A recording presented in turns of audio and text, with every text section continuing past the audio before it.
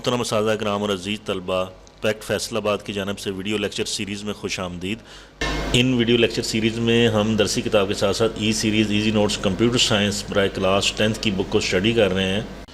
ई series easy notes computer science की book Rana book centre, Al Hasan book centre और Tariq book centre से बासानी दस्तयाब है।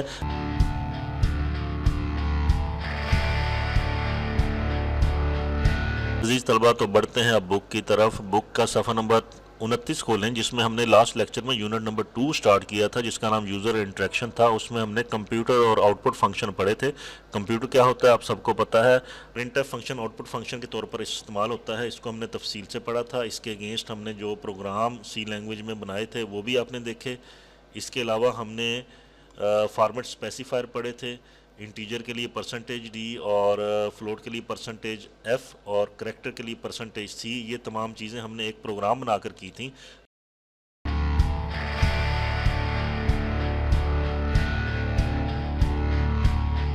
अब हम बढ़ते हैं अपने आज के वीडियो लेक्चर की तरफ। अपनी बुक का सफ़ा नंबर 31 खोलिए। आज के वीडियो लेक्चर में मैं आपको इनपुट फंक्शंस के बारे में बताऊंगा। इनपुट फंक्शन दरअसल वो फंक्शन होते हैं जो रन टाइम पर प्रोग्राम को इनपुट देते हैं।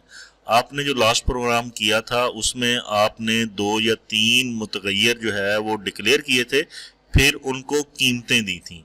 मुतगय्यर डिक्लेयर किए और उनको कीमतें दी, फिर प्रोग्राम आपने कंपाइल किया और आपने रिजल्ट स्क्रीन पर रिजल्ट देखा। तो रिजल्ट स्क्रीन पर अगर आप मुतगय्यरात को कीमतें दे दें तो क्या ये अच्छा नहीं है कि आप बार बार कीमतें तब्दील करने से बेहतर है कि रिजल्ट स्क्रीन पर किसी भी मुतगय्यर को कीमतें दे दें। तो किसी भी मुतगय्यर को कीमतें देना दरअसल कंप्यूटर में इनपुट करना कहलाता है। कंप्यूटर में किसी भी वेरिएबल को कीमत देना ऐसे ही है जैसे आपने सी लैंग्वेज में प्रोग्राम स्क्रीन पर कंप्यूटर के वेरिएबल को कीमत दी है। तो अगर आप रिजल्ट स्क्रीन जो कि ब्लैक कलर की स्क्रीन आ रही है उसमें आप प्रोग्राम चलने के बाद कीमत देते हैं तो ये कैसा रहेगा। तो प्रोग्राम चलाने के बाद अगर आप रिजल्ट स्क्रीन पर कीमत देते हैं तो वो कीमत आप बजरिया इनपुट फंक्शन देंगे। और सी लैंग्वेज में हमारे पास जो इनपुट फंक्शन है वो है स्कैन-एफ। बुक में क्वेश्चन है जी सफ़ा नंबर 31 पर। सफ़ा नंबर 31 पे क्वेश्चन है बुक में कि स्कैन-एफ के बारे में नोट लिखें। स्कैन-एफ की अगर हम डेफिनेशन पढ़ें तो स्कैन-एफ सी लैंग्वेज में एक बिल्ट इन फंक्शन है जो सारफ से वेरिएबल्स में इनपुट लेता है। सारफ कौन लोग हैं? सारफ हम लोग हैं जिन्होंने कंप्यूटर चलाना है। स्कैन-एफ फंक्शन में हम फॉर्मेट स्पेसिफायर की मदद से इनपुट डाटा की मुतवक्को किस्म की वजाहत करते हैं कि किस किस्म का डाटा इसमें आएगा। अगर सारफ इंटीजर डाटा टाइप में डाटा देता है तो स्कैन-एफ में बयान करदा फॉर्मेट स्पेसिफायर %d या %i होगा, और अगर फ्लोट टाइप डाटा इनपुट हो रहा है तो फिर जाहिर है %f होगा। स्कैन-एफ को समझने के लिए, इनपुट फंक्शन को समझने के लिए हम चलते हैं टर्बो सी की तरफ, जहां पर आपको बजरिया प्रोग्राम जो है इनपुट फंक्शन समझाने की कोशिश करते हैं। जी तलबा, हम आगे सी लैंग्वेज में टर्बो सी के एडिटर पर आ गए। इसमें मैंने एक प्रोग्राम बनाया हुआ है जिसमें एक मुतगय्यर है मार्क्स के नाम का, और मार्क्स जो है इनिशलाइज हो रहा है, यानी उसको कीमत दी जा रही है 50। जब भी हम प्रोग्राम चलाते हैं तो हमें रिजल्ट मिलेगा। प्रिंट-एफ में जो आउटपुट सेंटेंस लिखा हुआ है वो हमें रिजल्ट मिलेगा कि आई गॉट 50 नंबर्स। अब अगर मुझे नंबर चेंज करने की ज़रूरत पेश आती है तो दोबारा मैं एडिटर में आऊँगा और आकर इधर अपने नंबर जो है दोबारा इनिशलाइज करूँगा। फ़र्ज़ किया अगला टेस्ट हुआ, हमने ले लिए 75 नंबर, दोबारा आकर दोबारा वेरिएबल को इनिशलाइज किया, दोबारा कंपाइल किया तो हमें रिज़ल्ट मिलता है आई गॉट 75 नंबर्स।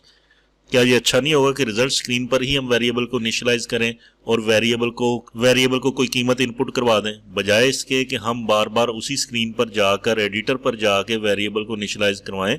हम रिजल्ट स्क्रीन में भी कीमत को इनिशियलाइज करवा सकते हैं, कीमत को इनपुट करवा सकते हैं। इनपुट कह लें या इनिशियलाइज कह लें, तो हम रिजल्ट स्क्रीन पर भी कीमत को इनिशियलाइज करवा सकते हैं। तो रिजल्ट स्क्रीन पर कीमत इनिशियलाइज करवाने के लिए हमारे पास जो इनपुट फंक्शन है उसका नाम है स्कैन-एफ। स्कैन-एफ फंक्शन में कीमत इनिशियलाइज करवाने के लिए आप बढ़ते हैं सी प्रोग्राम की तरफ, और जो मार्क्स का वेरिएबल था इसको मैं बजरिया स्कैन-एफ कीमत इनिशियलाइज करवाता हूं।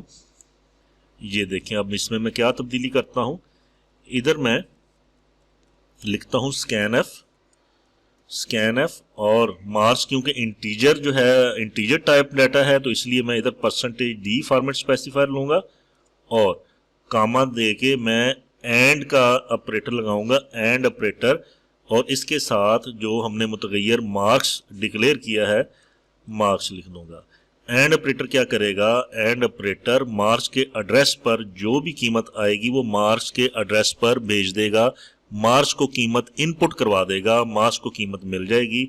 अब हम ये करते हैं कि इस प्रोग्राम को कंपाइल करते हैं। एक एरर आ गई, एरर क्या है वो चेक कर लेते हैं जी। हमने सेमी कॉलन नहीं लगाया, ये देखें स्टेटमेंट मिसिंग आ रहा है, इसका मतलब हमने सेमी कॉलन नहीं लगाया। तो ये एरर्स मैं आने देता हूं ताकि आपको अंदाजा हो कि किस किस्म की एरर्स आती हैं अपने प्रोग्राम में। ये इधर मैंने लगाया सेमी कॉलन, प्रोग्राम चलाया, कंट्रोल F9। अब ये देखें ब्लैंक स्क्रीन है, मैंने इधर लिख दिया 74, तो क्या आ गया, आई गॉट, ये देखें एरर क्या आई है, मैंने जो लिखा था, मैं प्रोग्राम चलाता हूँ, मैं मार्क्स देता हूँ 78 देता हूँ, ओहो 78 नहीं आया। चलते हैं वापस एडिटर की तरफ।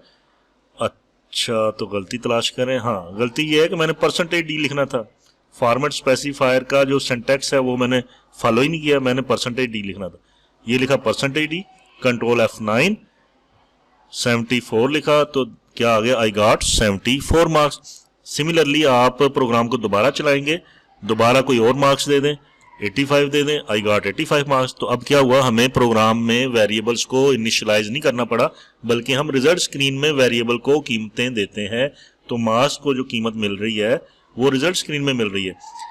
अब देखें, दोबारा प्रोग्राम चलाया, ये एक ब्लैंक सी स्क्रीन आ रही है, इसमें वजाहत नहीं हो रही कि ये ब्लैंक स्क्रीन क्या कर रही है। तो इधर हमें पहले एक मैसेज देना चाहिए, तो वो मैसेज हम किससे देंगे, वो मैसेज हम प्रिंट एफ से देते हैं। ये स्कैन एफ से पहले एक मैसेज देते हैं हम इधर, print F enter your marks, enter your marks semicolon. अब ये ज़्यादा डिस्क्रिप्टिव हो गया है, ज़्यादा इसमें हमें अंदाज़ा हो जाएगा जब हम रिजल्ट स्क्रीन पर जाएंगे कि हमसे क्या डिमांड की जा रही है। ये देखें, पहला मैसेज ही ये आ गया कि एंटर योर मार्क्स, ताकि हमें पता चल जाए कि ये प्रोग्राम किस लिए बनाया गया है। मैं अपने मार्क्स एंटर करता हूँ 50, आंसर क्या आ गया, आई गॉट 50 मार्क्स।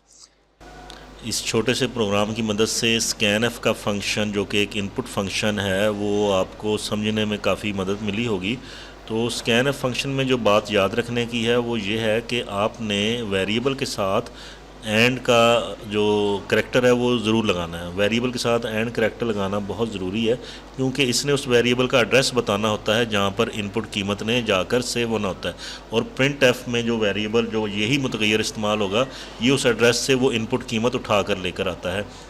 तो तलबा ये भी याद रखें कि आप एक ही स्कैन एफ में एक से ज़्यादा वेरिएबल्स में कीमतें दे सकते हैं, जैसा कि बुक के सफ़ा नंबर 32 पर ये बताया गया है कि स्कैन एफ, ये देखें, ये पहले से दूसरी लाइन में लिखा हुआ स्कैन एफ %d और %f, यानी कि वेरिएबल ए को कीमत मिल रही है, वेरिएबल बी को मिल रही है और वेरिएबल सी को कीमत मिल रही है। तो आप एक स्कैन एफ से एक से ज़्यादा वेरिएबल्स को कीमतें दे सकते हैं जी। तो तलबा ये था स्कैन एफ फंक्शन, जो कि एक इनपुट फंक्शन है, जो कि मुतगैरात की कीमतें रन टाइम या कि आप कह लें कि रिज़ल्ट स्क्रीन पर मुतगैरात से कीमतें लेने के लिए इस्तेमाल होता है। इसके बाद हमारे पास था अगला फंक्शन, इसके बाद हमारे पास अगला इनपुट फंक्शन है जिसको हम गेट करैक्टर या गेट सी एच कहते हैं। गेट करैक्टर या गेट सी एच फंक्शन जो है वो सारफ से, सारफ कौन लोग हैं, हम लोग, सारफ से एक करैक्टर, एक करैक्टर से क्या मुराद है, एक हरफ इनपुट करवाने के काम आता है। हम या सारफ जो करैक्टर दाखिल करेंगे वो स्क्रीन पर तो ज़ाहिर नहीं होगा, लेकिन ये प्रोग्राम की एग्जीक्यूशन को रोकने के लिए ज़रूर इस्तेमाल हो जाता है। प्रोग्राम उस वक्त तक आगे ही नहीं चलता जब तक सारफ कोई बटन ना दबाए, जब तक यूज़र या हम लोग कोई बटन ना दबाएं प्रोग्राम आगे नहीं बढ़ता। तो इस फंक्शन को इस्तेमाल करने के लिए हमें जो लाइब्रेरी फंक्शन की ज़रूरत होती है या जिस हेडर फाइल की ज़रूरत होती है वो conio.h, कौन सी header file, console input output dot h header file की ज़रूरत होती है। और ये हेडर फाइल आपको पता ही है, ये हेडर सेक्शन में ही यूज़ होती है, प्रोग्राम के हेडर सेक्शन में ये फ़ाइल यूज़ होती है। ये दो प्रोग्राम दिए हुए हैं गेट करैक्टर को समझने के लिए। तो गेट करैक्टर फंक्शन जो है ये यूज़र से एक करैक्टर लेने के लिए इस्तेमाल होता है। तो एक ये प्रोग्राम दिया हुआ है, ये वाला एक प्रोग्राम, ये वाला। अजीज़ तलबा, बुक में गेट करैक्टर के फंक्शन को समझने के लिए ये दो प्रोग्राम दिए गए हैं। ये प्रोग्राम आप अपने सी लैंग्वेज के एडिटर में बना के देखिएगा। अब हम आगे बढ़ते हैं CLR SCR की तरफ, जिसको हम क्लियर स्क्रीन का फंक्शन कहते हैं। ये फंक्शन नाम से ही जाहिर है कि स्क्रीन आउटपुट पर जो टेक्स्ट या जो लिखी रह जाती है उसको क्लियर करने के लिए CLR SCR का फंक्शन इस्तेमाल होता है। CLR से बनता है क्लियर और SCR से बनता है स्क्रीन। तो सी लैंग्वेज का सबसे आसान फंक्शन जो है वो CLR SCR फंक्शन है।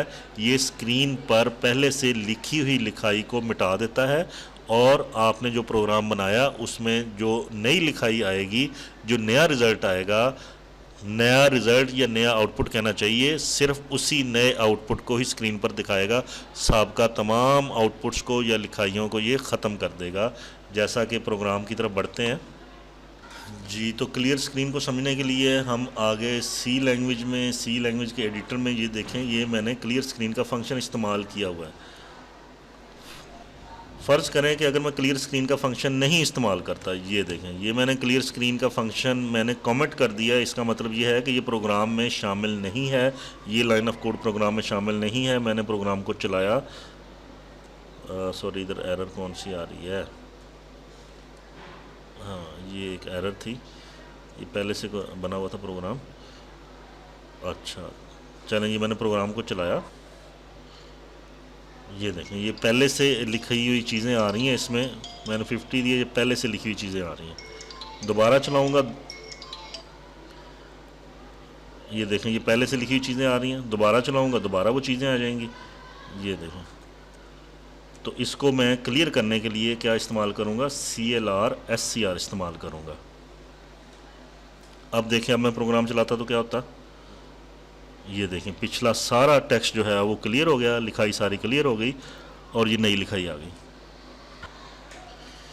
अज़ीज़ तलबा, इस वीडियो लेक्चर में इनपुट फंक्शंस के बारे में बताया गया था। उम्मीद करता हूँ कि इनपुट फंक्शंस के हवाले से आपको इस वीडियो लेक्चर से काफ़ी रहनुमाई मिली होगी। पैक्ट फैसलाबाद के वीडियो लेक्चर सीरीज़ के लिए ऑनलाइन स्टडी चैनल को देखते रहिएगा। अल्लाह हाफ़िज़।